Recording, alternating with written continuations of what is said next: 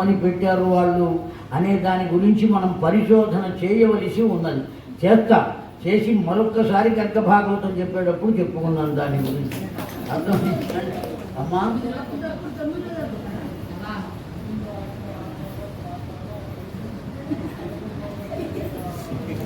ఎన్నిసార్లు మనకు కోరిక లేకుండా ఉండాలని చెప్పినా కోరికలు పోవండి. నియమం కదా అది, అందులో ఏమాత్రం సందేహం లేదు. ఇంతకు ముందు చెప్పినప్పుడు 9 రోజులనే చాలా నిదానంగా చెప్పింది. ఎప్పుడైతే కోరికలు అన్నానో ఆవిడకి ఒళ్ళు మండిపోయింది. అంతే 9 రోజులు కోరిక కాదు అబ్బాయి, నువ్వు నియమం చెప్పావు కదా 9 రోజులు వినాలి.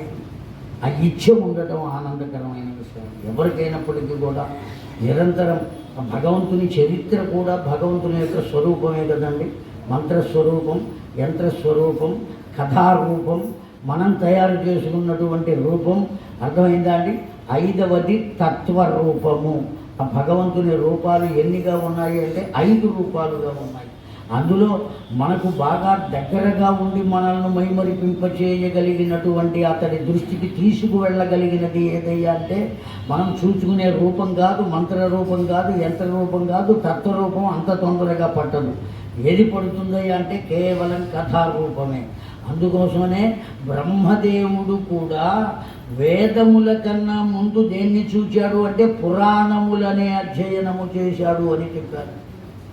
సాక్షాత్తు చతుర్ముఖుడైనటువంటి బ్రహ్మదేవుడు కూడా ముందు అధ్యయనం చేసింది వేటిని అంటే పురాణములను అధ్యయనం చేశాట. తరువాతనే వేదం జోలికి వెళ్ళాడు. ఎప్పుడైతే పురాణాలు మొత్తం చదువుకుని వేదాన్ని అధ్యయనం చేశాడో ఆ వేదం యొక్క భావం సునాయాసంగా తెలుసుకోగలిగాడు. ముందే వేదాన్ని అధ్యయనం చేసినట్టుంటే ఆ భావాలు తెలియక అప్పుడు పురాణం జోలికి వచ్చి ఉన్నట్లయితే మళ్ళీ వేదాలను అధ్యయనం చేయవలసిన ఆవశ్యకత ఉండేది.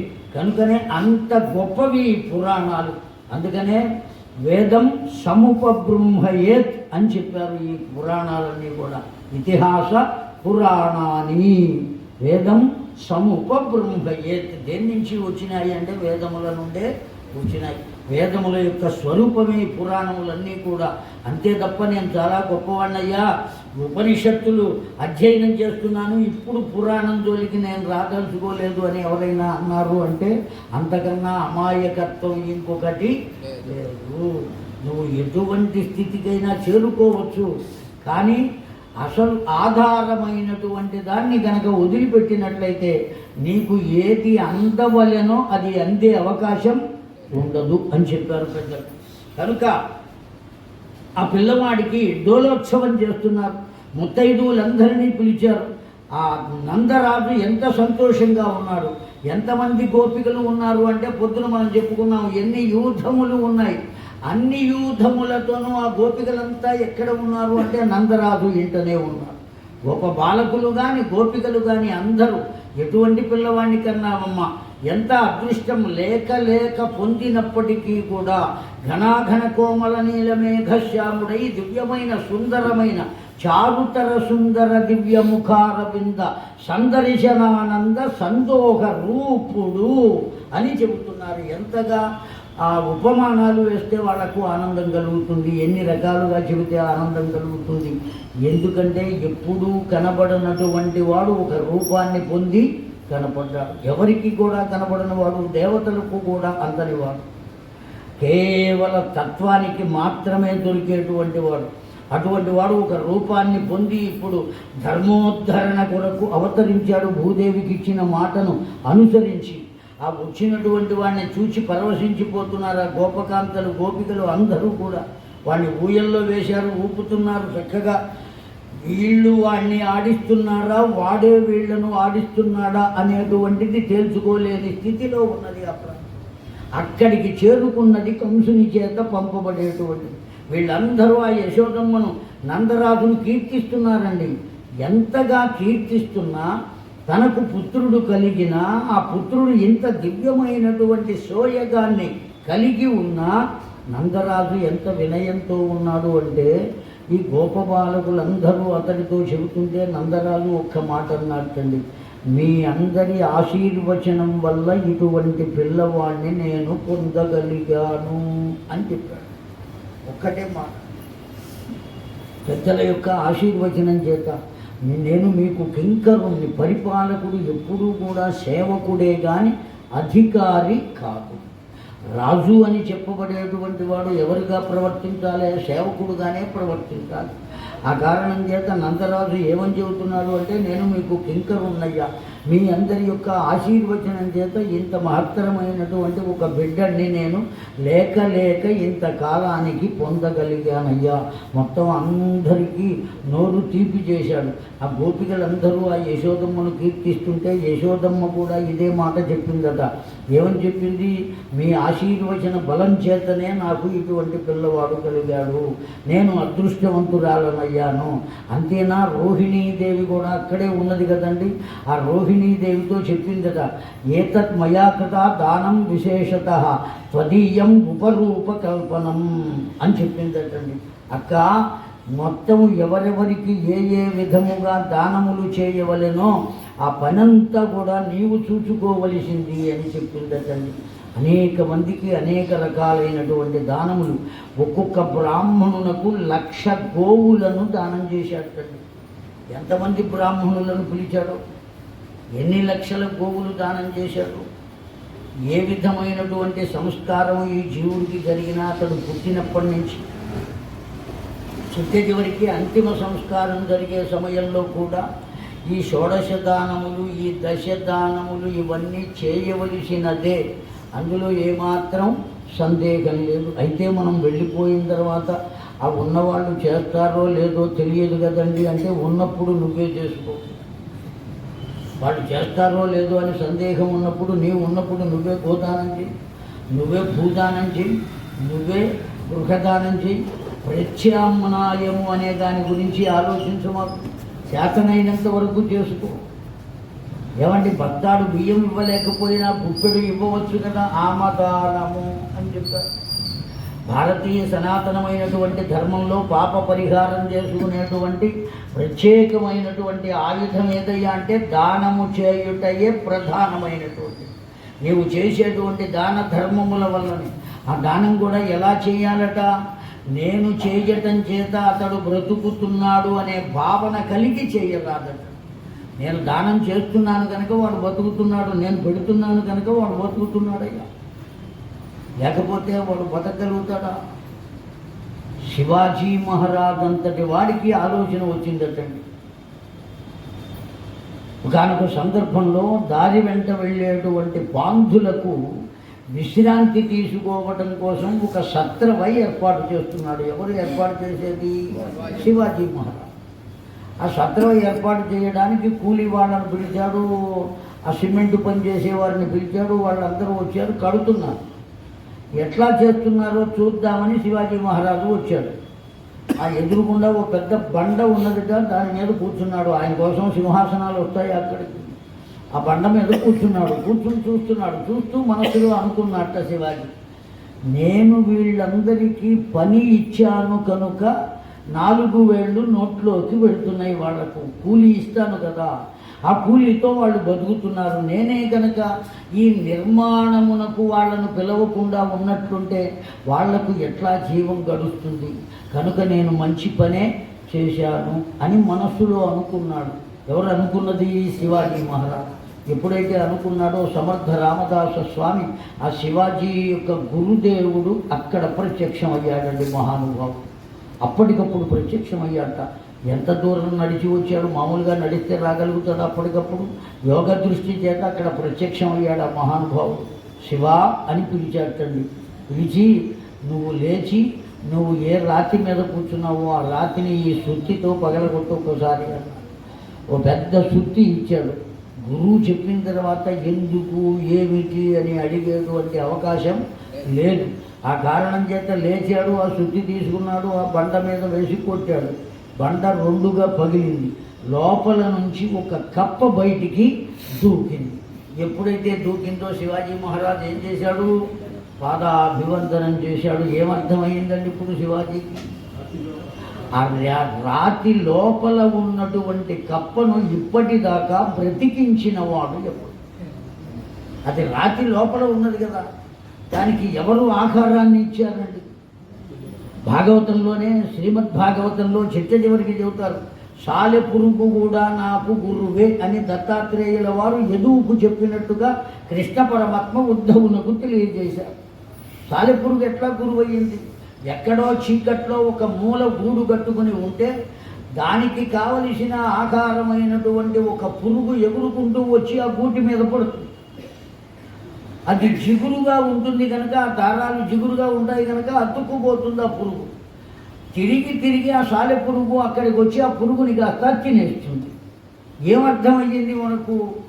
ఎవరికి ఎప్పుడు ఎక్కడ ఏ విధంగా ఆహారాన్ని అందించాలో ఆ విధంగా అందించేవాడు ఒకడు ఉన్నాడు.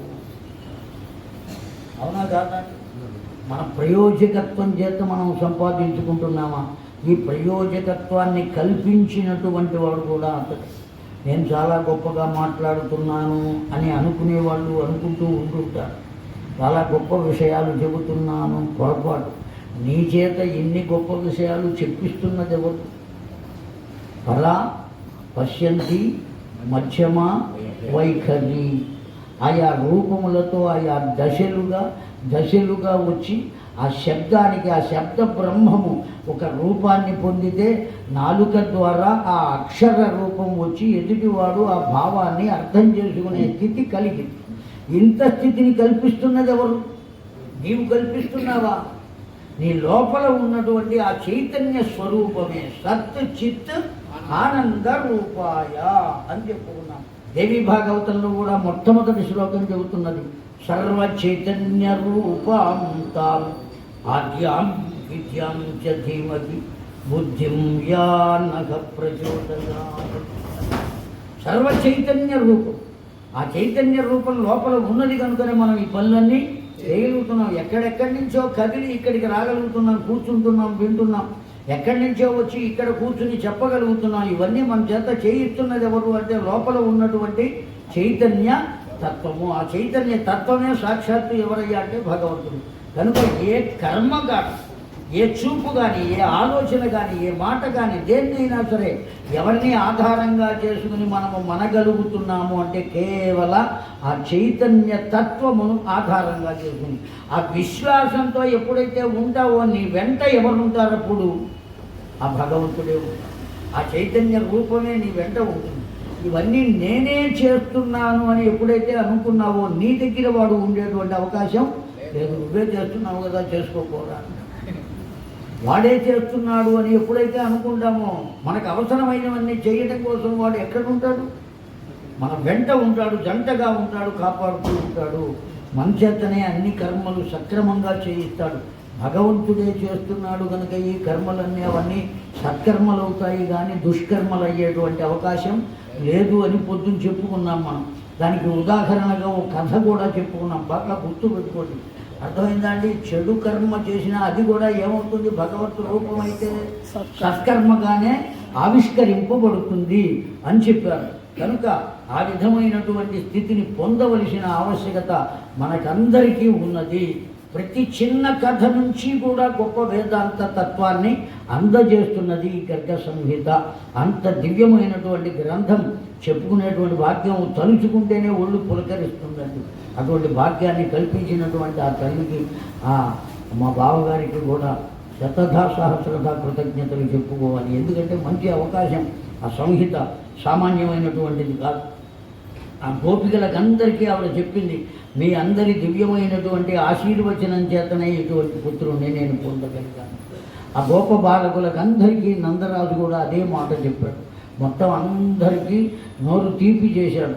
వాళ్ళందరూ ఎంతగానో కీర్తిస్తున్నారు. ఎవరిని కీర్తిస్తున్నారు? ఆ ఉన్నటువంటి పసివాణ్ణి, పొందినటువంటి యశోదమ్మను, పొందడానికి కారకుడైనటువంటి ఆ నందరాజును, ఆ ముగ్గురిని కూడా కీర్తిస్తున్నారు. దివ్యంగా ప్రార్థన చేస్తున్నారు, ఆనందంగా నాట్యం చేస్తున్నారు. ఎవ్వరు ఒక్కరు కూడా వారి శరీరాన్ని వారు గుర్తు ఉంచుకోలేదు అని చెప్పారు నారదుడు బహుళాసునితో.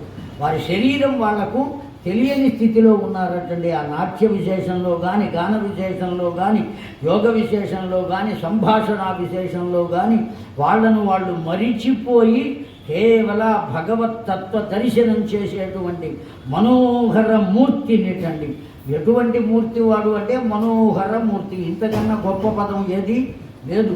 ఆ రేపల్లెలో ఉన్నటువంటి వారి అందరి మనస్సులను ఏం చేశాడు? హరింపజేశాడు, లుప్తం చేశాడు. ఎప్పుడైతే మనస్సు పోయిందో ఇంద్రియాలు కూడా పోతాయి. ఇంద్రియాలు కూడా ఎప్పుడైతే నశించినాయో, కనబడకుండా పోయినాయో, స్తబ్దుగా అయిపోయినాయో, వ్యవస్థ మొత్తం ఎవరి చేతిలోకి పెడుతుంది అంటే భగవదర్పితం అవుతుంది. ఆ భగవదర్పితమైనటువంటి తత్వం చేత ఉన్నారు అక్కడ ఉండేటువంటి గోపికలు, గోపబాలకులు, మొత్తం అందరూ కూడా. అంతేకాదటండి, సర్వే గావహ, ఆ నంద గోకులంలో ఉండేటువంటి గోవులన్నీ కూడా వచ్చినాయట. దేనికి వచ్చినాయంటే వాడిని దర్శించడం కోసం వచ్చినాయట. వాడు కూడా ఊయల్లో పడుకున్నటువంటి వాడు చూపులు ఎవరి మీద బరిపెను అంటే ఆ గోవుల పట్ల బరిపెట్టండి. వాటిని కూడా చూస్తున్నాడు. కేవలం దృష్టి చేతనే వాటిని ఆశీర్వదిస్తున్నాడు. కారణం ఏమంటే అవి బ్రహ్మ సృష్టిలోవి కావు కదండి గోవులు. వాటంతటా అవిగా ఆవిర్భవించినాయి అని నిన్న ఉదయం మనం చెప్పుకున్నాం. అందువల్లనే గోవుకు అంత విశేషం. సకల దేవతా స్వరూపమైనది, అంత దివ్యంగా ఆ పంచగవ్యం అనేక రకాలైనటువంటి దివ్యత్వాలను పొందినటువంటిది కనుక ఆ విధంగా ఆశీర్వచనం చేస్తూ ఆ పిల్లవాడిని ఊయల్లో వేసి ఆడిస్తున్నారు, పాడిస్తున్నారా. ఆ సందర్భంలో ఆ పశువాడిని తీసుకుని ఎత్తుకున్నదట యశోదమ్మ, ముద్దుడుకుంటున్నది. ఆ సందర్భంలో అక్కడికి వచ్చింది. ప్రక్కనే ఉన్నటువంటి రోహిణీదేవి మొత్తం పెత్తనమంతా చేస్తున్నది. ఎవరెవరు బ్రాహ్మణులు వచ్చారో వారికి అందరికీ భూరి దక్షిణలు ఇస్తున్నది. లేని వారిని కూడా కబురు పెట్టి పిలిపించి మరీ దానములు చేస్తున్నది. ఎన్ని దానములో చెప్పలేం. భూదానములు, గోదానములు, గృహదానములు, అర్థమైందా అండి, శయ్యాదానములు, యోగదానములు, ఆమదానములు, పాత్రదానములు, గ్రంథదానములు, అనేక రకాలైనటువంటి దానాలు చేస్తున్నారు. ఒక పిల్లవాడు కలిగాడు అంటే దానం చేయకుండా ఉండకూడదు అని. ఆ పిల్లవాడికి పెళ్లి జరుగుతోంది అంటే దానం చేయకుండా ఉండకూడదు అని. ఇప్పుడు ఆ దానం చేయడం అనేటువంటి గోదానమే కట్నంగా మారింది అని పెద్దల యొక్క వ్యాఖ్యానం. ఇప్పుడు అర్థమైందా అండి, ప్రతి పెళ్లి కొడుకుకి గోదానం చేయాలి అంటే గోవును ఎక్కడి నుంచి తీసుకొస్తాడు తండ్రి.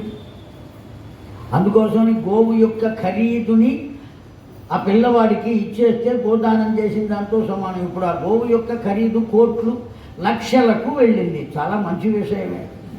గోవు యొక్క ఖరీదుని మనం పెంచాం, దాని విలువను పెంచాం. అదే కట్నంగా పరిణమించింది అని చెప్పారు పెద్దలు కొంతమంది. కనుక అన్ని దానములు జరుగుతున్నాయి. ఎవరి ద్వారా జరుగుతున్నాయంటే రోహిణీదేవి ద్వారా జరుగుతున్నాయి. ఎంత ఇచ్చాము, ఎంత ఇవ్వలేదు అనేటువంటి ఆలోచన కానీ, అస కానీ, లెక్క కానీ ఏమీ లేదు. ఈ విధంగా దాన ధర్మాలు జరుగుతున్నాయి. ఆ సందర్భంలో అక్కడికి వచ్చింది. ఎవరు వచ్చింది అంటే పూతన. ఆవిడ పేరే పూతన. పూత అంటే పవిత్రము అని అర్థం. నా అంటే కానిది, అపవిత్రమైనటువంటి భావము కలిగినది. ఈ అపవిత్రమైనటువంటి భావన చేత ఆవిడ వచ్చి ఆ యశోదమ్మ ఒడిలో ఉన్నటువంటి పిల్లవాడిని ఎంతో స్వతంత్రంగా, ఏనాటి నుంచో వాళ్లతో పరిచయం ఉన్నటువంటి వ్యక్తి వలె ప్రవర్తన చేస్తూ ఆ పిల్లవాడిని తాను స్వీకరించేది. చెప్పా పెట్టకుండా తన స్తన్యమును ఆ పిల్లవాడికి అందించడం కోసం ప్రయత్నం చేసింది. ఏమండి, ఏ కారణం చేత, ఏ వ్యూహం చేత వచ్చింది అంటే విషం ప్రవర్తయ సదా క్షీరం అభియుక్తయ. పాలు ఇస్తూ పాలతో పాటు ఏమి ఇవ్వాలని భావించింది? విషం ఇచ్చి ఈ పిల్లవాడిని సంహరించాలి. అసలు వీడే కంసుని సంహరిస్తాడు అనే విషయం ఆవిడికి ఏమైనా తెలుసా? తెలియదు. కానీ వాళ్ళ యొక్క వ్యూహం ఏమిటి అంటే 10 రోజుల లోపు ఉన్న పిల్లవాడిని ఏం చేయాలి? సంహరించాలి. వాడు ఎక్కడున్నా సరే. ఇది కంసుని ఆజ్ఞ. ఆ కారణం చేత ఆ కంసునకు బానిసలం కనుక మనం ఆ పని చేసి తీరాలి. బాగా ఆలోచిద్దాం. తనంతట తానుగా ఆ పిల్లవాడిని సంహరించాలి అనే ఆలోచనతో వచ్చిందా, ఆజ్ఞాపరముగా వచ్చినదా అనేటువంటి ఆలోచిస్తే మనకు సమాధానం ఏమొస్తుంది అంటే కంస ఆజ్ఞ చేత సంహరించాలని వచ్చింది. కానీ అతడికి ఈ పిల్లకు ఏమీ శత్రుత్వం ఈ జన్మలో లేదు. అయినప్పటికీ కూడా ఆవిడ శత్రుత్వాన్ని ఎలా పొందగలిగింది అంటే గత జన్మలో ఆవిడికి ఈయనకి శత్రుత్వం ఉన్నదంట. కనుక ఈ శత్రుత్వం కానీ మిత్రత్వం కానీ జన్మ జన్మలకు కూడా అలా సాగుతూ ఉంటుందండి. మనం అందరం ఒక చోట కొన్నాళ్ళ పాటు కలిసి ఉంటున్నాము అంటే ఏ జన్మలోనో ఎప్పుడో కలిసి ఉన్నటువంటి బంధము చేత ఒక చోట కలిశాం. ఈ కలయిక కూడా ఓ సద్భావన చేత కలిశాం. ఏ భావన చేత కలిశాం మనం అందరం అంటే కేవలం ఒక ధార్మికమైనటువంటి భగవత్ సంబంధమైనటువంటి చరిత్రను శ్రవణం చేయడం కోసం కలిశాం. ఒక చోట కూర్చుని చెబుతూ ఉంటే మనం అందరం ఏకీకృతమై వింటున్నాం. ఇక్కడ విశేషం ఏమంటే వినేది అందరూ ఒకే విషయాన్ని వింటున్నారు. అందరూ ఒకే రీతిగా మాత్రం వింటారు. ఎవరి మనస్సుల్లో ఏ విధమైనటువంటి ఆలోచనతో లేకపోతే అలా కలిగే అవకాశమే. కనుక ఇప్పుడు ఆ పరమాత్మ యొక్క దివ్యత్వాన్ని ఎప్పుడైతే దగ్గరకు తీసుకున్నదో వాడు సామాన్యుడు కాడు కదా. వచ్చిందే దేనికోసం వచ్చాడు? ధర్మ సంస్థాపనార్థాయ. ధర్మ సంస్థాపన చేయాలి అంటే ఏం చేయాలి? శిష్ట రక్షణ చేయాలి. శిష్ట రక్షణ చేయాలి అంటే దుష్ట శిక్షణ ముందు కావాలి. అంతే కదండి. మనం కూర్చోవాలి అంటే కుర్చీని ఏం చేయాలి? మనం తుడుచుకుని కూర్చోవాలి.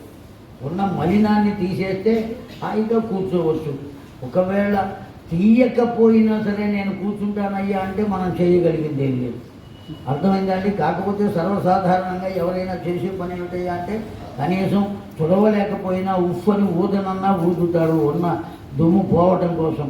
కనుక మలినాన్ని తీసేయటమే దుష్ట శిక్షణ. సంహరించడము మాత్రమే కాదండి. ఇప్పటిదాకా భగవంతుడు ఎన్ని రకాలుగా కంసునకు చెప్పటం కోసం ప్రయత్నం చేశాడు. తాను అవతరించకపోయినా అనేక రకాలుగా బోధ చేశాడు. ఎన్ని రకాలుగా బోధ చేసినప్పటికీ అతడిలో ఉండేటువంటి క్రౌర్యము నశించకపోవటం చేత ఏ స్థితికి వచ్చాడు? సంహరించేటువంటి స్థితికి వచ్చాడు. ఎన్ని రకాలుగా అతడికి బోధించాడు అనేటువంటిది మనకు ముందు ముందు ఖండాల్లో తెలుస్తుంది, తెలియజేస్తారు గర్గాచార్యుల వారు. కనుక ఆ విధంగా ప్రయత్నం చేసి చిట్ట చివరికి అతడి దుష్టత్వం అంత తేలిగ్గా పోయేటువంటి విషయం లేదు. కనుక సంహరించి తీరవలసిందే అనేటువంటి ఆలోచనతో అవతారాన్ని పొందడానికే సిద్ధపడ్డాడు, వచ్చాడు. ఇప్పుడు అతన్ని సంహరించడానికి ఈ పూతన చేరుకున్నది. ఎప్పుడైతే తన యొక్క దేహాన్ని ఆ పసివాడికి అందించిందో, స్తన్యపానం చేయించడానికి చూసిందో, మొదటి కుక్కలోనే ప్రాణములను స్వీకరించాడంటే ప్రథమం ప్రాణ వ్యవస్థిత సదా తృప్యా సంసేవతే అభిమానం విసర్జయ మానం వ్యవస్థిత కుచయైః అని చెప్పబడి. ఆ తండ్రి ఏం చేశాడు అంటే అసలు ప్రథమ కుక్కలోనే మొదటి చుక్కతోనే ఆ పాలతోనే ప్రాణాలను మొత్తాన్ని స్వీకరించేశాడు. ఎప్పుడైతే ఎంతోసేపు ఎందుకు అనవసరంగా దాన్ని చంపదలుచుకున్నప్పుడు ఏం చేయాలి? వెంటనే చంపాలి. కాసేపు చూద్దాం అనేటువంటి పరిస్థితే ఉండరాదు. అందుకోసమని మొట్టమొదటి కుక్కలోనే అతడు ప్రాణాలను మొత్తం తీసేట. ఎన్ని ప్రాణాలు? షోడశో అవధీరిత ప్రాణా. ఎన్ని ప్రాణాలు ఉంటాయట? 16 ప్రాణాలు ఉంటాయటండి ప్రతి వారికి. మనకు తెలిసింది కేవలం 5 ప్రాణాలు మాత్రమే. పంచప్రాణాలు ప్రాణ, అపాన, వ్యాన, ఉదాన, సమాన అని మనం చెప్పుకుంటామా? అసలు ఉండవలసినవి ఎన్ని ఉంటాయి? 16 ప్రాణాలు. ఒక్క కుక్కతో మొత్తం 15 ప్రాణాలు తీసేశాడు తండ్రి వాడు. ఎప్పుడైతే 15 ప్రాణాలు త్రాగేశాడో దానికి అర్థమైపోయింది, విషయం తెలిసింది. ఎప్పుడైతే తెలిసిందో నన్ను వదలరా వదలరా వదలరా వదలరా అని చెబుతున్నది. ఉత్సరతో వ్యవస్థిత ముక్తా భవతు మే ముక్తా భవతు మే ముక్తా భవతు మే అని అరుస్తోందండి, పెడపొప్పలు పెడుతోంది. కానీ ఇక్కడ ఏం చెబుతున్నాడు గర్గాచార్యుల వారు అంటే వాడు పట్టుకుంటాడే కానీ వదిలిపెట్టాడు అన్నాడు. మనం అడిగితే వాడు ఏం చేస్తాడండి? పట్టుకుంటాట. కానీ పట్టుకున్న తర్వాత వదిలిపెట్టండి. ఏమి అదృష్టం అండి! వాడు వదిలిపెట్టకుండా ఉండటమే దివ్యమైనటువంటి భావం. ఆ భావాన్ని మనం పొందాలి. ఆ విధమైనటువంటి స్థితిని మనం వాడిని పట్టుకోకూడదట. అర్థమైందా అండి? మనం భగవంతుణ్ణి చూడరాదు, చూడలేము. ఈ 2 కళ్ళతో అసలు వాడు కనపడతాడా? కనపడ్డు. ఆ దేవాలయానికి వెళ్ళినా చాలామంది ఏం చేస్తారు, రామకృష్ణ పరమహంస చెప్పారు, ఒరే ఆ దేవాలయంలో ఉన్న భగవంతుడు అందరూ గుమిగూడడం చేత కనపడకపోతే కొంతమంది నానా కష్టపడి కాళ్ళు అలా పైకి పెట్టి ఆ మడమలు పైకి లేపి ఎట్టా కొట్టా వాడిని చూడాలి అని అనుకుంటారా, దాని వెనుక ఉన్న భావం వేరుగా. ఏమిటా భావం అంటే భగవంతుడికి నేను కనపడాలి అనే భావం.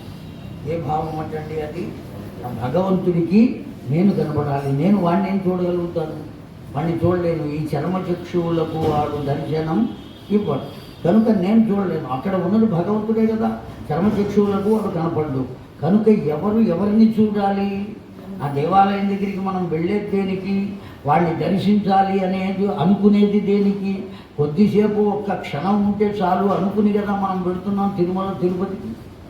అవునా అండి, వాడు కళ్ళు మూసుకుని తెరిచే లోపల రెక్క పట్టుకుని బయటికి లాగేస్తున్నాడు. మనం చూడగలుగుతున్నాం ఆ ఉన్న దగ్గర నుంచి ఆ లైన్లోకి వెళ్ళిన దగ్గర నుంచి 2 చేతులు పైకెత్తి గోవింద గోవింద గోవింద గోవింద అని ఆ నిలువెత్తు విగ్రహాన్ని దర్శిస్తూ ఉంటాం. అక్కడికి వచ్చేటప్పటికి బయటికి లాగేస్తాడు వాడు. ఆ కొద్ది మాత్రము సమయమైన వాడిని మనం దర్శించగల వాడు ఎవరిని దర్శిస్తున్నాడు, మనలను దర్శిస్తున్నాడు. దర్శించి గుర్తు పెట్టుకుంటాడు, నా కొరకు వచ్చాడు. అందుకనే మనం ఏమని చెబుతాం మంత్రం చెప్పేటప్పుడు, కృష్ణాయ నమః గోవిందాయ నమః. ప్రతి నామానికి ఏం పెడుతున్నాం పక్కన, నమః అని మాత్రమే కాదండి, గోవింద నామం దాని పక్కనే ఏం పెట్టాం, ఆయా అని పెట్టాం.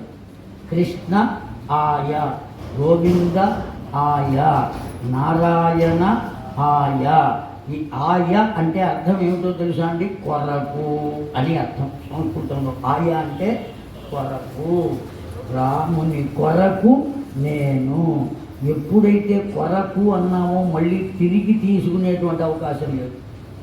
కు అంటే మాత్రం మళ్ళీ తీసుకోవచ్చు.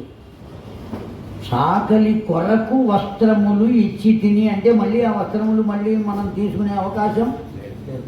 సాకలికి బట్టలు వేశాను అన్నాం అనుకోండి, మళ్ళీ సాయంకాలం వాడు తీసుకొచ్చి ఇస్తాడు. అవునా కదా, మనం తీసుకుంటున్నాం. అదే కొరకు అంటే అతడి కొరకు ఇచ్చేశాను. అందుకనే భగవంతుడికి కూడా మనం ఏం చెబుతున్నాం, కృష్ణాయ నమః, నీ కొరకు నాది ఏది కాదు అని అప్పచెబుతున్నానయ్యా, నీ కొరకు అప్పచెబుతున్నా, నీ కొరకు అప్పచెబుతున్నా. మళ్ళీ వాడి దగ్గర నుంచి మనం తీసుకునేటువంటి అవకాశం లేదు. కనుక నీవు భగవంతునికి ఏది అర్పించినా మరల తీసుకునేటువంటి స్థితిలో కాకుండా ఎప్పుడైతే అర్పించగలుగుతావో అప్పుడు మాత్రమే భగవంతుడి చేత నీవు సేవింపబడతావు అని చెప్పారు. నువ్వు భగవంతుడికి సేవ చేయవలసిన ఆవశ్యకత లేదు, వాడే నీకు.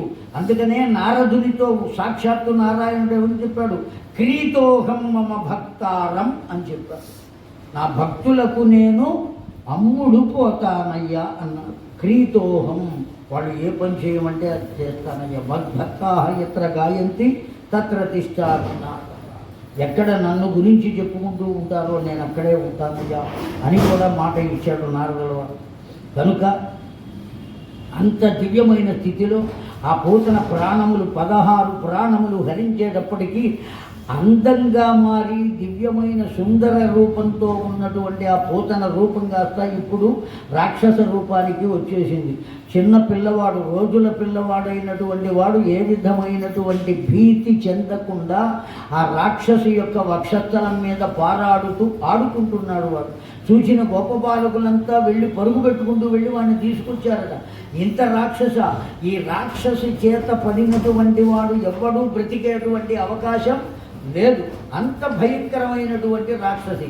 ఎంత భయంకరంగా ఉన్నదట, ఆవిడ శరీరం కింద పతనమైతే ఆ శరీరం అంతా ఎంత దూరంలో ఉన్నదో అంత దూరంలో మధ్యలో ఉన్నటువంటి గుడిసెలు కానీ వృక్షములు కానీ ఏ వస్తువులు కానీ ఏమైపోయినాయటండి, మొత్తం నేల వాలిపోయినాయి. ఆవిడ వీపు కింద పడి నలిగిపోయినాయి మొత్తం. ఆ శరీరం ఎంతవరకు ఉన్నదట, ఆ పొలిమేరలు, ఊరి పొలిమేరల దాకా ఉన్నదట. పాదములు నందరాజు ఇంట ఉంటే ఆవిడ శిరస్సు ఎక్కడ ఉన్నది, ఊరి పొలిమేరల దాకా ఉన్నది. పోనీ ఇంత డోలోత్సవం జరుగుతుంటే నందరాజు ఏమైనా ఉన్నాడా అంటే కంసునకు కప్పం కట్టడానికి వెళ్ళాడు. అంతేకాదు తనకు మగపిల్లవాడు కలిగాడు అనేటువంటి శుభవార్తను వసుదేవుడు తన స్నేహితుడైనటువంటి వసుదేవునితో పంచుకోవడానికి వెళ్ళాడు అన్నారు గర్గాచార్యులు. అలా వెళ్ళినటువంటి వాడు వసుదేవుణ్ణి కలుసుకున్నాడు. వసుదేవుణ్ణి కలుసుకుని పరిగా ఇప్పుడు వసుదేవుడు ఎక్కడున్నాడు? చెరసాల్లోనే ఉన్నాడు. ఎప్పుడైతే ఈ స్నేహగణం అంతా వచ్చి వాళ్ళు సంహరిస్తారయ్యా, ఈ పెరిగి పెద్దవాడైన తర్వాత నువ్వు చిన్నపిల్లవాడైనా సరే వదలకూడదు అని ఎప్పుడైతే చెప్పారో వెంటనే మళ్ళీ ఆ దేవకీదేవి వసుదేవులను ఎక్కడ పెట్టాడు? మళ్ళీ చెరసాల్లోనే ఉంచాడు. ఇప్పటికి ఎన్నిసార్లు బయటకు వచ్చి ఎన్నిసార్లు వెళ్ళారండి వాళ్ళు? అలా మళ్ళీ లోపలికి వెళ్ళారు వాళ్ళు. ఆ వెళ్ళినటువంటి వసుదేవుని కలిశాడు. కలిసిన సందర్భంలో ఆ వసుదేవుడు అడిగాడండి, ఆ పిల్లవాడు మిమ్ములను తల్లిదండ్రులుగా చూస్తున్నాడా, భావిస్తున్నాడా? గారవం వ్యవస్థిత మాతా పితృణాం భావయేత్ శిశువు అని అడిగాడు. ఆ పిల్లవాడు మిమ్ములను తల్లిదండ్రులుగా భావిస్తున్నాడా అని అడిగాడు. వెంటనే నందరాజు అనుకున్నాడు, రోహిణీదేవి గర్భంలో జన్మించినటువంటి పిల్లవాడి గురించి అడుగుతున్నాడు అని అనుకున్నాడు. ఎవరు అనుకున్నది? నందరాజు. ఎందుకంటే రోహిణీదేవి ఎవరి భార్యో అతడికి తెలుసు కదా, వసుదేవుని భార్య అన్న సంగతి తెలుసు. ఆవిడ ప్రసవించింది కనుక పిల్లవాడు ఎట్లా ఉన్నాడు అనే విషయాన్ని అడుగుతున్నాడు. అనుకుని చాలా బాగున్నాడయ్యా, నీకేమీ దిగులు లేదు, నేను జాగ్రత్తగా చూస్తాను కదా వారి వ్యవహారం అని చెప్పాడండి. అంత చెప్పినటువంటి వాడు దివ్యమైనటువంటి తత్వంతో ఆనందంతో ఉంటే అయినా ఏవో అపశకునాలు కనబడుతున్నాయి, నీవు త్వరగా ఇంటికి వెళ్ళవయ్యా అని చెప్పాడు వసుదేవుడు. వసుదేవుడు ఎవరిని గురించి అడిగాడు? నందరాజు అయితే ఆ రోహిణీదేవి గర్భసంజాతుడైన వాడిని గురించి అడుగుతున్నాడు అని అనుకున్నాడు. కానీ వసుదేవుని భావం ఏది? పుట్టిన వెంటనే బుట్టలో పెట్టి ఆ పిల్లవాడిని తీసుకువెళ్ళి అక్కడ దింపి వచ్చాను కదా, వాడి పరిస్థితి ఎలా ఉన్నది అనేటువంటి భావన చేత అడుగుతున్నాడు. ఇక్కడ ఏం ఉన్నది అంటే వసుదేవుని వద్ద కూడా మమకారము ఉన్నది. ఆ మమకార విశేషం చేతనే ఆ పిల్లవాడు ఎట్లా ఉన్నాడు అని అడగవలసినటువంటి పరిస్థితి కనపడిందండి. ఇప్పుడు కూడా చింతన దేని వల్ల కలుగుతుందని చెప్పుకున్నాం మనం? మమకారం వల్ల కలుగుతుంది. ఆ మమకారాన్ని ఎప్పుడైతే వదిలిపెడతామో ఏ చింత లేదండి. దేన్ని గురించి మనం ఆలోచించవలసినటువంటి ఆవశ్యకత లేదు. ఆ ఒక్కటి వదులుకోగలగాలి. అందుకనే పొద్దున మనం ఏ మంత్రం చెప్పుకున్నాం? సరిగ్గా ప్రస్ఫుటంగా మంత్రం ఎప్పుడూ కూడా అక్షరాలు మంచిగా పలకాలి. ఏం మంత్రం అండి అది? అదండి, ఏది నాది కాదు. ఇంతకన్నా గొప్పదైన బీజాక్షరాలు ఎక్కడ? వీటిల్ని పొందగలిగితే చాలు. మిగిలిన మంత్రాలని పొందితే మనకేవో శక్తులు వస్తాయి.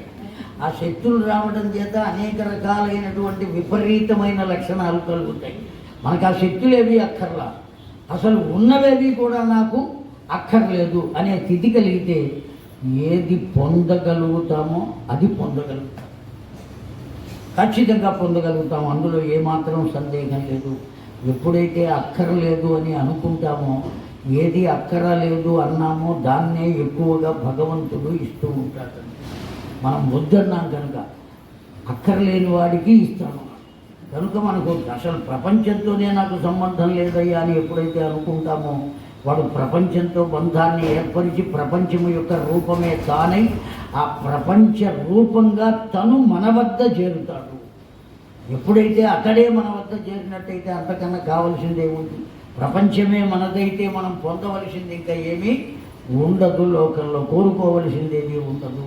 ఆ విధమైన స్థితిని కల్పించడం కోసమే అవతరించాడు సాక్షాత్తు పరమాత్మ.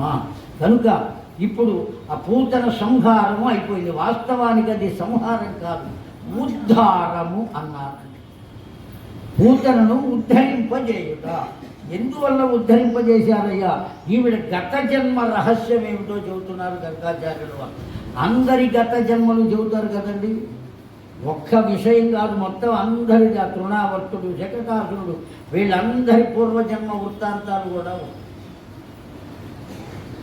ఈవిడ ఎవరు గత జన్మలో అంటే బలి చక్రవర్తి యొక్క పుత్రిక రత్నమాల. ఆమె పేరు కూడా రత్నమాల.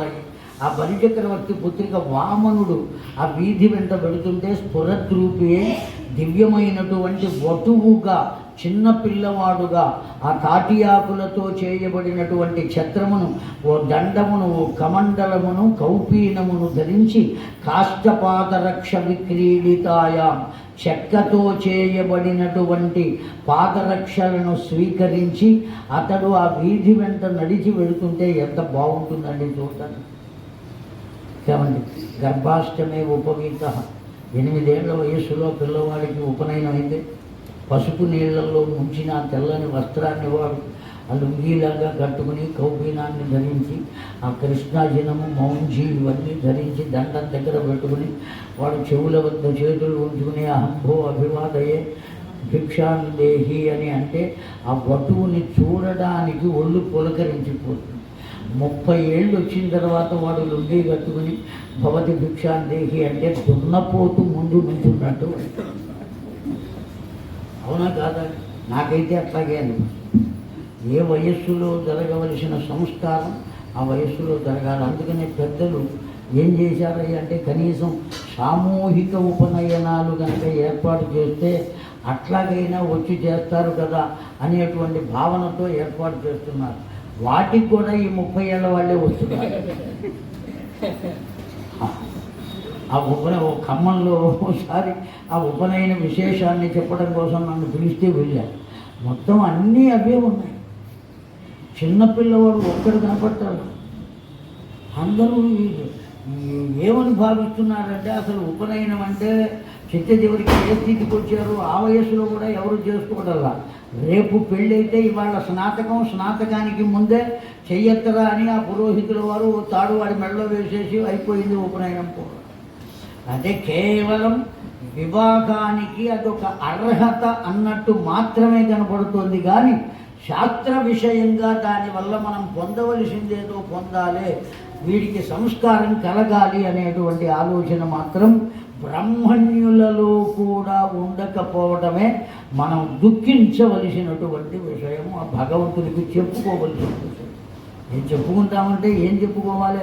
ప్రతి ఒక్కళ్లకు కూడా ఏ విషయంలో ఏ వయస్సులో ఆ సంస్కారం జరగాలో ఆ సంస్కారం జరిపించేటువంటి మానసిక తత్వాన్ని వాళ్లకు కలగజేయవయ్యా భగవంతుడా అని ప్రార్థించాలి తప్ప అంతకన్నా. అంత చిన్న వయస్సులో 6 ఏళ్ల వయస్సులో ఉన్నప్పుడు వామనుడు ఆ ఉన్నటువంటి వాడు అతడు అవతరించి అలా వెళుతూ ఉంటే వీధి మీద ఆ పిల్లవాడిని చూచి ఆ రత్నమాల అనుకున్నదట, ఎంత సుందరంగా ఉన్నాడు, ఎంత చక్కగా ఉన్నాడు, ఎంత బాగున్నాడు, ఇటువంటి పిల్లవాడిని పొందాలి, అటువంటి వాడికి స్తన్యమిస్తే ఆ తల్లికి కలిగే ఆనందం కదా అని అనుకున్నదట. ఆ మాట వినపడింది. ఎవరికి వినపడిందండి? సాక్షాత్తు వామనమూర్తికి వినపడి వెంటనే అతను ఎప్పటికీ కూడా ఎవరు ఏది అడిగినా ఇచ్చేవాడే కానీ ఎవరి దగ్గర పుచ్చుకోడు కదండి. ఆ కారణం చేత ఏమన్నాడు? ఇటువంటి పిల్లవాడిని పొందగలగాలి, అటువంటి వాడికి స్తన్యమునివ్వాలి అంటే తథాస్తు అన్న. ఎవరికి ఆ వరం ఇచ్చింది అంటే ఆ రత్నమాలకు ఇచ్చాడు.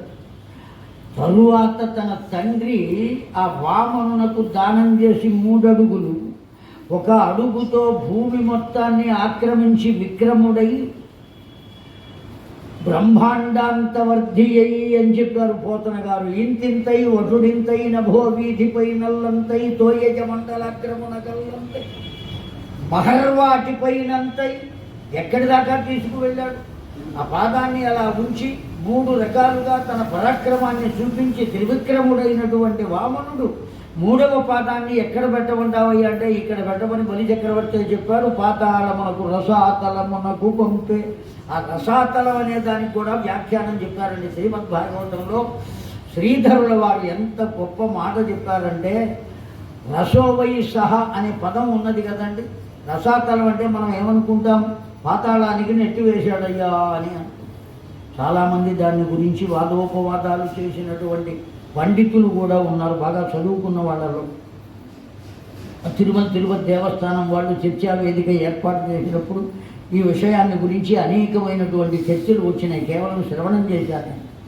ఆ చదువుకునే రోజుల్లో అనేక రకాలైనటువంటి చర్చలు బలి చక్రవర్తి చేసినటువంటి దోషమేమీ లేదు.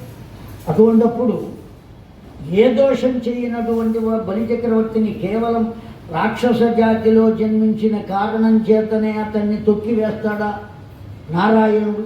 తొక్కివేసినట్లయితే అతడు భగవంతుడు ఎట్లా అవుతాడు? రాగద్వేషములు లేనివాడు భగవంతుడు కదా. పాతాళానికి తొక్కివేశాడు అంటే ద్వేషం ఉన్నట్టే కదా.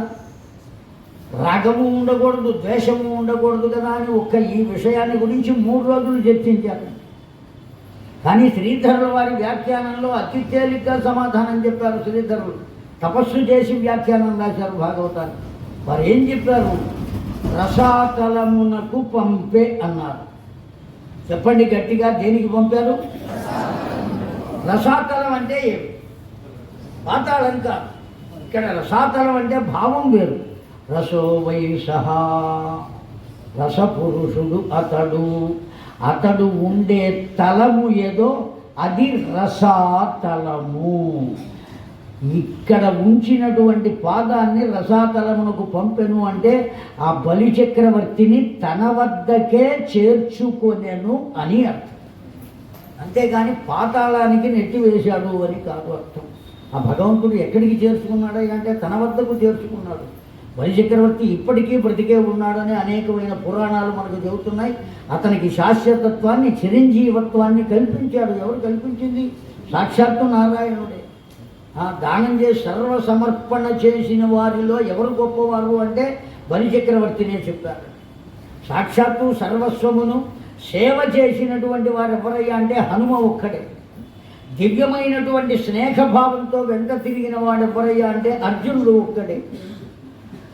నవవిధ భక్తి మార్గాల్లో చిట్ట చివరి భక్తి మార్గాన్ని అనుసరించి భగవంతుని పరిపూర్ణంగా చేరిన వాడు ఎవరయ్యా అంటే బలి చక్రవర్తి ఒక్కడే అని చెప్పారు. ఆ భగవంతుని చేరటం అంత గొప్ప స్థితిని పొందితే అనవసరంగా మనం ఆ బలి చక్రవర్తిని నెట్టేశాడని, తొక్కేశాడని ఏవో పదాలు వాడుకుని ఆ భగవంతుణ్ణి నిందించడమే ఒక పనిగా, అదేదో గొప్ప సాధన చేసినట్టు, అనేకమైనటువంటి విషయాలను గమనించినట్టు, పరిశోధన చేసినట్టు ఏదో రకంగా మనం భావింపబడి పైశాచికమైన ఆనందాన్ని పొందుతున్నామే తప్ప అది సరి అయినటువంటి ఆనందం కాదు. కేవలం తన వద్దకు చేర్చుకున్నాడు. అటువంటి ఆ బలి చక్రవర్తి కుమార్తె ఎవరు? ఈ రత్నమాల. ఆమెయే ఇప్పుడు ఎప్పుడైతే తండ్రిని ఆ విధంగా శిరస్సున పాదము ఉంచి రసాతలమునకు పంపాడో ఆ సందర్భంలో ఒక కూతురుగా ఏం భావించింది? నా తండ్రికి ఇంత ప్రమాదాన్ని కల్పిస్తాడా? వీడికి పాలు కాదు ఇవ్వవలసింది, విషము ఇవ్వవలే అనుకున్నదండి. భగవతత్వాన్ని ఇక్కడ ఎంత గొప్పగా నిరూపించారంటే విషాన్ని ఇవ్వవలే అని ఎప్పుడైతే అనుకున్నదో ఆ మాటలు కూడా వినపడినాయి. ఎవరికి వినపడినాయి? భగవంతుడికి వినపడినాయి. అప్పుడు కూడా ఏం చెప్పాడు ఆయన? తథాస్తు అని అన్నా. నువ్వు విషం ఇవ్వాలి అన్నా ఒప్పుకున్నాడు, ఏమండి పాలు ఇవ్వాలి అన్నా ఒప్పుకున్నాడు. కేవలం ఒప్పుకుంటమేనా?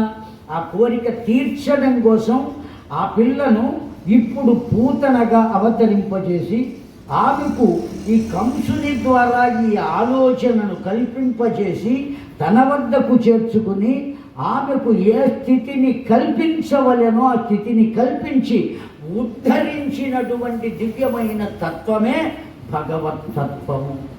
అక్కడ ఏ విధంగా కూడా శత్రుభావన అనబడేటువంటిది, పూతన యొక్క సంహారం కూడా దేనివల్ల జరిగింది అంటే ఉద్ధరించడం కోసం చేశారే కానీ శత్రుభావం చేత చెయ్యలేదు. అందువల్లనే ఆ పూతన యొక్క శరీరాన్ని గోపబాలకులు, నందరాజు వీళ్ళందరూ కూడా అనేకమైన ముక్కలుగా చేసి ఆ ముక్కలన్నీ కలిపి, ఎందుకంటే ఒకే ఒక్క శరీరాన్ని ఆ విధంగా తీసుకువెళ్ళడానికి అవకాశం లేదు. వాళ్లకు తీసుకువెళ్ళడానికి మార్గం ఏదయ్యా అంటే కేవలం ఎడ్ల బండ్లు మాత్రమే. ఒక్క బండి మీద ఇంత పెద్ద శరీరాన్ని వేసేటువంటి అవకాశమే లేదు. ఆ రోజుల్లో ఇవన్నీ ఉన్నాయండి. అవేవో లారీల్లో పెద్ద పెద్ద గదులు ఉంటాయి. ఓ ఇల్లు ఎంత ఉంటుందో అంత గదులు ఉంటాయి. దాన్ని ఏమంటారో తెలియదు. ఆ ఇనపవి ఉంటాయండి పెద్ద పెద్ద లారీల్లో, ఊరంతా కంటైనర్. ఏమండి అంత పెద్దది ఉన్న అటువంటివి కూడా 2-3 కావాల్సి వస్తాయి. అంత పెద్ద శరీరం ఉన్నది. అటువంటిది ఎడ్ల బండ్ల మీద ఎట్లా వేస్తారు? ఆ శరీరాన్ని ముక్కలు ముక్కలు చేసి ఆ ముక్కలన్నీ కూడా ఎడ్ల బండ్ల మీద వేసి ఊరి చివర తీసుకువెళ్ళి దహన సంస్కారం చేసిన వారి పొరయ్య అంటే నందరాజు ఏం చేశాడు? సాక్షాత్తు పరమాత్మను పెంచడానికి పరమాత్మయే కోరుకుని ఎవరి ఇంటి వద్దకు చేరాడో అతడి చేతనే ఈ పూతనకు దహన సంస్కారం జరిగింది. అంటే పూతన ఎంత భాగ్యాన్ని పొంది ఉండాలి అంటే తన తను మన ధన ప్రాణ యోగ వ్యవస్థితాయాం సర్వై అర్చయిత్వా తథా నారాయణం ఉపయుక్తయ. ఆవిడ ఏం చేసిందండి? చిట్ట చివరికి తన శరీరాన్ని కూడా ఎవరికి అప్పచెప్పింది? భగవంతునికి అప్పచెప్పింది. ప్రాణాధారమైనటువంటి రక్తాన్ని కూడా భగవంతునికి అప్పచెప్పింది.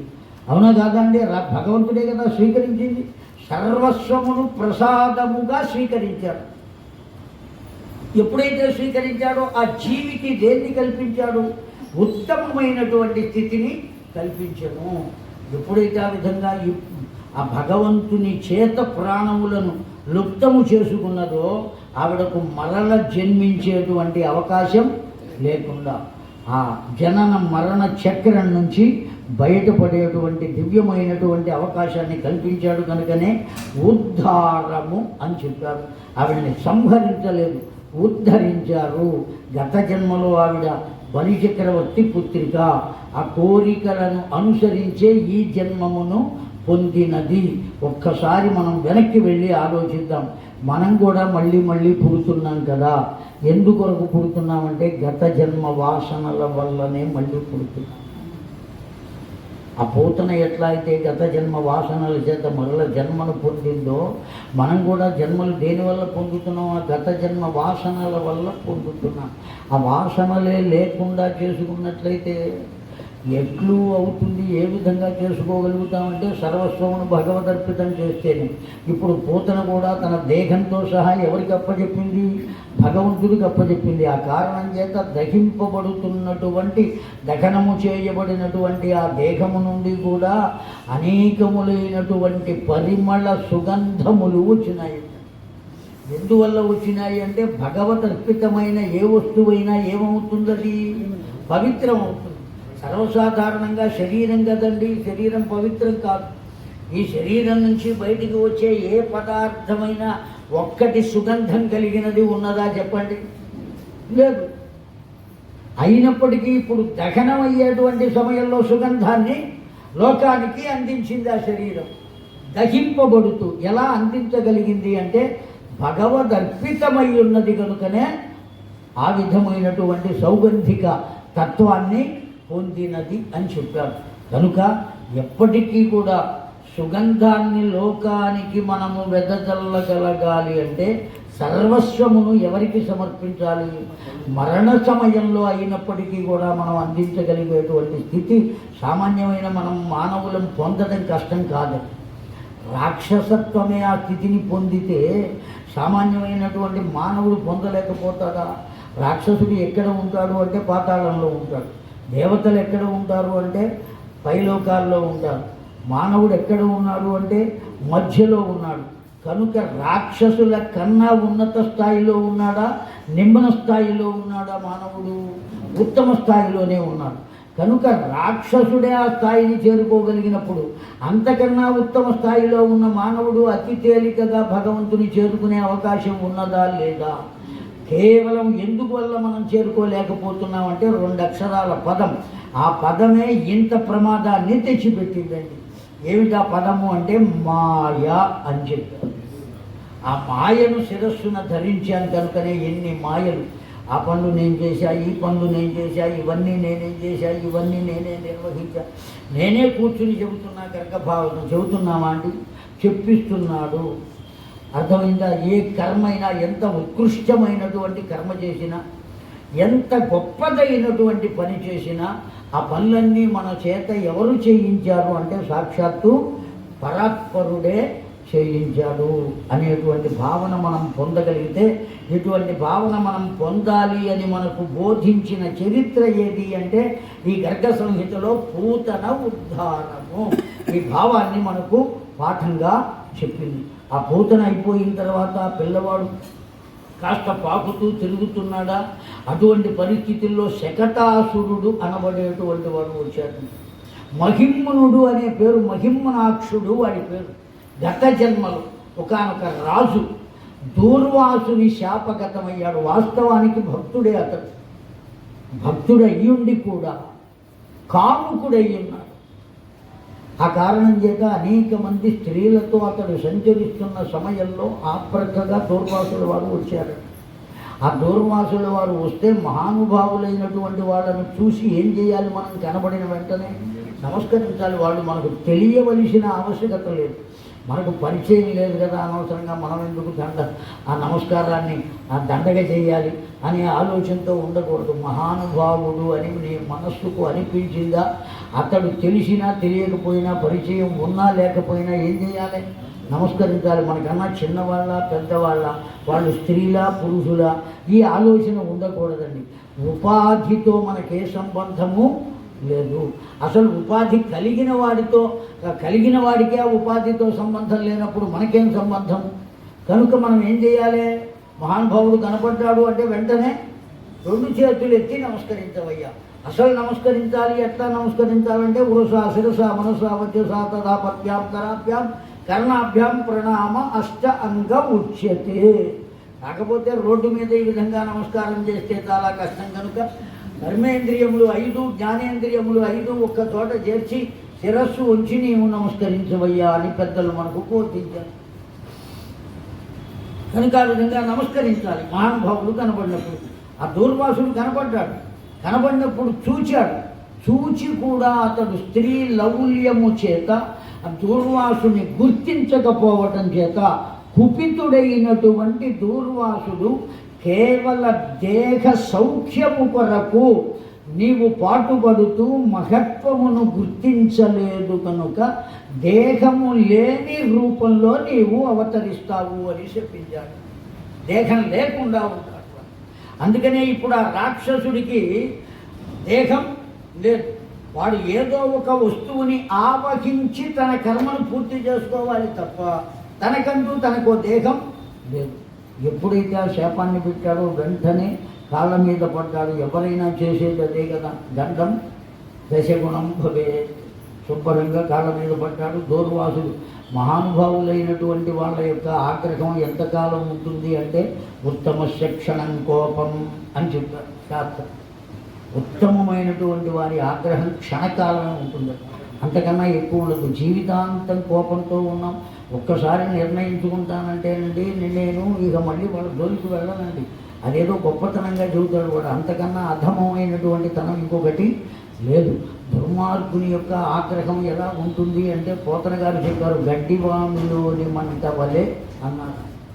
ఆ గడ్డివామిలో చేయి పెడి పైన బూడిది కనపడుతుంది, నిప్పు ఉన్నట్టుగా కనపడదు. కానీ లోపల చెయ్యి పెడితే ఎముకలు బయటకు వస్తాయి, తోలు లోపలే ఉంటుంది, నిప్పు లోపల ఉంటుంది, పైన మాత్రం బూడిద ఉన్నట్టుగా కనపడుతుంది గడ్డివాము. ఉత్తమమైనటువంటి వారి ఆగ్రహం ఎలా ఉంటుంది అంటే పోతన గారే చెప్పారు, తాటి ఆకు మంట వలె ఉండును అని. చుర్రమని కాలి ఒక్కసారి ఆగిపోతుంది తాటి ఆకు మంట. ఆ ఉత్తమమైనటువంటి వారి యొక్క ఆగ్రహం, అందువల్ల దూర్వాసునికి కలిగినటువంటి ఆగ్రహం వెంటనే చల్లబడింది. మహానుభావులు కదా ఆయన, ద్వాపరయుగ అంతంలో నీకు శాప విమోచనం కలుగుతుంది కృష్ణ పరమత్వ ద్వారా అని ఎవరు మాట ఇచ్చారు? దూర్వాసుల వారు మాట ఇచ్చారు. ఆ దూర్వాసుడు ఇచ్చినటువంటి వరమును తాను జరిపించవలసిన ఆవశ్యకత ఉన్నది కనుక పసితనంలోనే శరీరమే లేనటువంటి ఈ రాక్షసుడు ఒక బండిని ఆవహించి ఆ బండిని ఆ పసివాడి మీదుగా పోనిచ్చి అతన్ని సంహరించాలి అనుకున్నప్పుడు ఆ బండి మీద ఏమున్నాయట? పాలు, పెరుగు, వెన్న, నెయ్యి ఇవన్నీ ఉన్నటువంటి గిన్నెలు ఉన్నాయి. ఆ బండి దగ్గరకు వచ్చేదాకా నిద్రపోతున్నట్లుగా నటించినటువంటి ఆ పరాత్పరుడు దగ్గరకు రాగానే దాన్ని ఏం చేశాడు? కేవలం స్పృశతి భవాయై శకటం. ఏం చేశారటండి? ఆ బండిని కేవలం స్పృశతి అలా తాకారట. తాకేటప్పటికే ఆ బండి ఆకాశం అంత ఎత్తులేసింది. దాని యొక్క భాగములన్నీ కూడా ముక్కలు ముక్కలైపోయి కింద పడినాయి. మొత్తం కింద పడిపోయినాయి, బండి ముక్కలన్నీ కింద పడిపోయినాయి. ఆ రాక్షసుడు సంహరింపబడ్డాడు. ఇలా పూర్వజన్మ వాసన చేత ఈ రూపంలో ఈ జన్మలో వచ్చి ఎవరి చేత అతడు ప్రాణాలు పోగొట్టుకుని తన యొక్క తత్వాన్ని పూర్తిగా నశింపజేసుకునే రాక్షసత్వాన్ని ఓ దివ్యమైనటువంటి పదమును పొందగలిగాడు భగవంతుని చేత అంటే అతడు నిరసించింది కూడా ఎవరిని అంటే ఒక మహానుభావుని. ఆ కారణం చేతనే అతడికి ఇంత ఉన్నతమైనటువంటి స్థితి కలిగింది. కనుక నువ్వు శత్రుత్వం పెట్టుకున్నా ఎవరితో పెట్టుకోవాలి అంటే గొప్ప వాళ్ళతో పెట్టుకోరా. వాళ్ళతో వాదనకు కూర్చో, కాసేపు వాదన చేస్తే సత్యం ఏమిటో నీకు బ్రూహిమే సఫలం జన్మ, బ్రూహిమే సఫలం జన్మ. అరక్షణము సత్సంగము మనకు లభించిన అంతకన్నా గొప్ప విషయం ఇంకొకటి లేదని కదా శంకర భగవత్పాదుల వారు చెప్పింది. అర్ధక్షణోపి, అరక్షణం దొరికిన చాలు. కనుక అంత దివ్యత్వాన్ని పొందించి ఆ శకటాసురుని కూడా ఏం చేశారయ్యా అంటే ఉన్నతమైనటువంటి స్థితిని కల్పించారు. ఇంకా ఎంతమంది వచ్చారు అనేటువంటి విషయాన్ని రేపు ఉదయం 9 గంటలకు కలుసుకుని